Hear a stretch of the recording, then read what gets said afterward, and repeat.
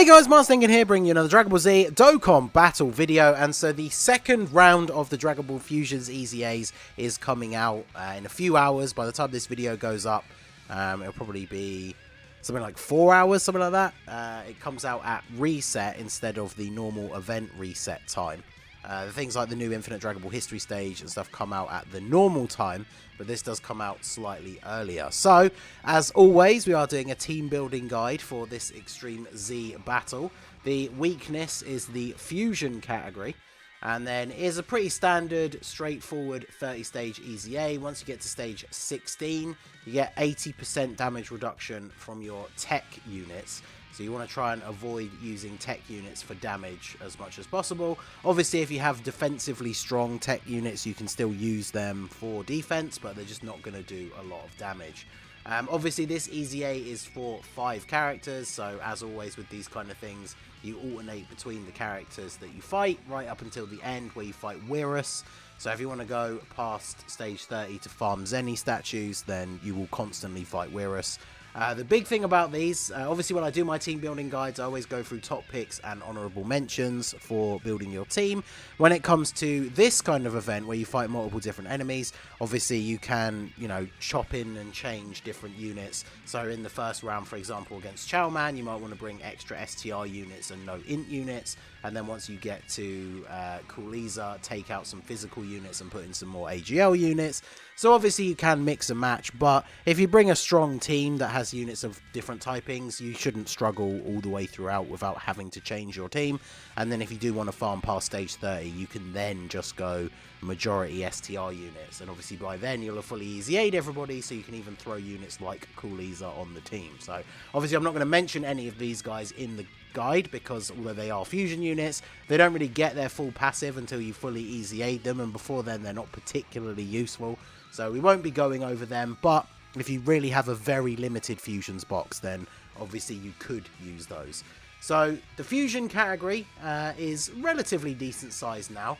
There's not that many units that are on here that we don't have access to on global, so there are a lot of options. It's also free to play leader options as well, so it shouldn't be too bad on the most part. Of course, recently we had the first batch of Dragon Ball Fusions EZAs, so any of those that you've done will be very useful here as well. So as always with the guides, I'm going to go over these units. If there's any you think that I missed or that I should have talked more about, let me know down below in the comments section. And if you did find the guide useful at all, click that like button and subscribe to the channel if you are new. So let's go ahead and jump straight in. So the first unit to talk about is the physical LR Goku and Vegeta that fuse into Gogeta. They have one of the better leader skills for fusion available on global at the moment, because they have 170 to HP and attack, whilst only having 130 for defense. In an EZA, it's very, very unlikely that you're going to get to turn 6, so you're probably not going to get the fusion into Gogeta at any point. But if you do, I guess, in the later stages, if you do have a team that is weaker offensively, then obviously that can be very useful because you get a full heal. And then, of course, Gogeta is very powerful offensively. So definitely a solid choice for leader. Gets a bunch of extra ki from Rainbow Orbs, so very easy to super attack.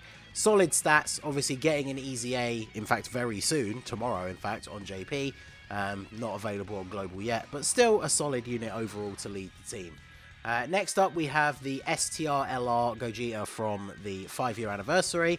His leader skill is lower. It's only 150 across the board, so you do get slightly more defense, but less attack power and less HP. Obviously, he does have type advantage over the final stages. So, again, if you're going to farm past stage 30 or you're finding the last few stages a bit harder, obviously he would be a slightly better leader than the physical one, just in terms of the type advantage. So, very solid unit. He transforms on turn 4 into blue. You can realistically get to turn 4, especially in the later stages. With this unit, a lot of people meme about the 5 years and them not having aged super well. But, I mean, if the rest of your team is really strong, then he does have that 50% dodge chance in slot 3, so you could quite easily just use him as a 3rd slot floating unit and use him as the leader. But I still think the 5-year LRs are pretty solid, and he's made for this event, essentially being a fusion character, so he will still be very good in this event. Next up, we have the AGL Gogeta. So he's aged a little bit. He's one of the units that we were expecting to potentially easy A as part of the 7th anniversary. He does have a fusions lead. He gives attack 170, but only HP and defense 130. So overall, he's probably the worst out of the 3 big leaders for the category. But he's still pretty decent. I mean, he has a built-in 30% chance to dodge. His attacks are effective against all types, so it doesn't matter which of the enemies you're fighting, he can still do reasonable damage.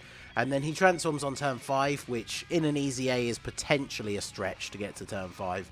And then, of course, once he goes to Gogeta Blue, then he has a 50% chance to dodge and gets guaranteed crits. So, obviously, he can be very powerful offensively whilst also getting some good dodge. I mean, I say very powerful, he's obviously aged a little bit and is in need of that easy A, but he's still a solid choice if you want to bring him as a leader for the team. But like I say, he's probably the 3rd choice out of the ones that we have discussed so far. Next up, we have the Tech Goku and Vegeta that fuse into Gogeta. Obviously, the Gogeta counterpart to STR Vegito. They are a tech unit, so as we discussed at the beginning, they will lose out on most of their damage once you get just over halfway through. But they're definitely a good choice as a leader because they have the time limit leader skill. So pretty much all of the Fusion Dance characters are on time limit except for the Dragon Ball Fusions characters, because the fusion armband that they all have is actually a device that makes the fusion not have a time limit, so they're not on the category in Dokkan. So you can still make a team using double or even just one of these and then a friend fusion leader. You just have to be aware that some of the other fusion characters are not on time limit, so that does limit your team building a little bit, but they'll still be good defensively despite not being able to do a lot of damage, because they do have damage reduction. They raise defense on super attack, they get extra key from rainbow orbs, they have a built-in chance to additional, and their supers raise defense as well, so they can be very tanky. They're just not going to be doing a lot of damage. And then of course on turn 4 you can fuse into Gogeta if your HP is 70% or more, and then that is going to top you up to basically full health. And then once you become Gogeta, their attack power will go up a little bit because obviously they're effective against all types, they have a built-in chance to crit. It's just the fact they're getting that 80% damage reduction from being a tech unit. So even if you do fuse into Gogeta, don't expect them to be doing any significant amounts of damage, but they can be useful as a defensive unit even if you're not using them as the leader, or as the leader if you don't have any other options. So next up, we are going to talk about some of the units. We have the Super Saiyan 3 Gohanks and Gotenks from the Heroes banner. These guys obviously super good and designed to work really well with each other, or any other Heroes unit, but obviously both being Super Saiyan 3s, they work really well with each other. They raise attack and defense on super attack. If there's another Heroes character on the same turn as them, they get a guaranteed additional super attack. So obviously very good, considering not only do they raise the defense on super, but they also build up their stats. Each super attack performed, they get 30% extra attack and defense up to a max of 120. So if you're getting at least 2 super attacks per turn, it only takes 2 appearances from them to be fully maxed out, and then their stats are relatively good. Gotenks lowers attack and Gohanks seals. Obviously once you get a few stages in, these effects become unavailable to use on the enemy, but they're still very solid units that put out decent numbers, and they work really well as a rotation together. And they are 2 of the Super Saiyan 3s who are on time limit as well. So next up we have Int Super Saiyan 4 Gogeta. Obviously without the tech one having his easy A on global, he is the best Super Saiyan 4 Gogeta that we have available. Sadly does not have a fusion type leader skill, so you can't use him as a leader, but he will be very good on the team. He greatly raises attack and defense on super. He starts off with a very solid amount of attack and defense, and then for the first 8 turns he gets 4 extra key, 40% attack and defense, and his attack's effective against all types. So as we've already said, I mean, if you're going to struggle to get to turn 6 in an easy A, then obviously this guy's passive is basically never going to run out in an easy A. I can't imagine, there's easy A's where I've gone past stage 300 and I don't think any of those have even gotten me to turn like 8. So he's going to have that passive available the whole time, which makes him very useful. He also has, of course, the 50% chance to counter super attacks. So even against Weirus in the final stages where he has type disadvantage, you have that 50% chance to just not take any damage at all from a super attack. And then his active skill, he has to be hit 4 or more times to activate. It gives him a nice buff. The enemy, depending how far through you are, is probably not going to be affected by the debuff, but obviously that just powers up Gogeta quite a lot. Easy A's don't often have tons of attacks spammed in one slot, but it is very possible to get this active in like 2 appearances. So if you have him on turn 1, You may be able to use this on turn 5 or turn 3 if there are enough attacks in that first slot. But bear in mind, if he counters a super, that doesn't count as him being hit with an attack. But his active skill is basically just a nice little extra buff to do some extra damage. So he's a very solid pick as well. Next up, we have the Int, Gotenks, and Ghost. He's a very good free-to-play option for the leader because he has the Fusion Category 3 key and 77% stats. He greatly raises defense on super attack. He has a high chance to stun, which unfortunately you can't do after the first couple of stages, but the greatly raising defense is very useful. He creates rainbow orbs, and he gets attack and defense per key sphere obtained. He recovers HP and gets a nice little chunk of attack and defense with each rainbow orb you get. So the fact that he creates them, you can quite often easily pick up 2 or 3, even 4 rainbow orbs of him, and then that plus his super attack effect gives him a very significant amount of defense after supering, as well as giving you some healing, which is always nice in an easy A, considering that you cannot use items. So next up we have the boy Super Saiyan 3 Gotenks, the tech one. Probably one of the best easy A TURs in the game, and he's a heroes unit, so he is pretty crazy. Very, very solid stats. He raises attack and defense for 6 turns, so you can get a couple of stacks out of this. And he has a built-in 50% chance to additional for the first 5 turns. Obviously, again, very good for an easy A. So it's very possible for him to triple super attack if you have dupes or additional skill orbs on him. So he's going to be building up very quickly. He gets a bunch of extra attack when he performs a super. He gets 10% extra attack and defense of each super attack performed up to 30. So if he triple super in the first turn, he's already fully built up. And then he is very good. The only downside to him, if there is one, is that he doesn't link up super well with the other Super Saiyan 3 Heroes units, because he has a couple of specific, like Gotenks specific links, like Budding Warrior. He also has Fierce Battle, whereas the other Super Saiyan 3 Heroes units have Shattering the Limit. But he will still link really well with the team, and he will be a very solid option both offensively and defensively. Next up, we have Karoli.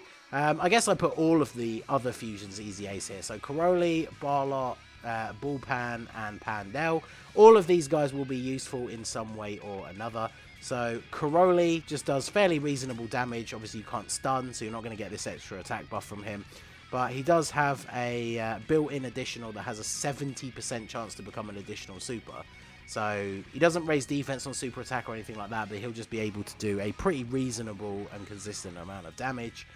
Probably the lowest out of the usefulness in this particular event because he can't stun, but still a very solid unit on the team overall. And then Barlot is obviously pretty crazy. I think he's probably the best out of those 4 original fusions easy A's because he creates STR orbs. He gets 30% attack and defense per key sphere obtained, which is pretty big for a nuking style unit.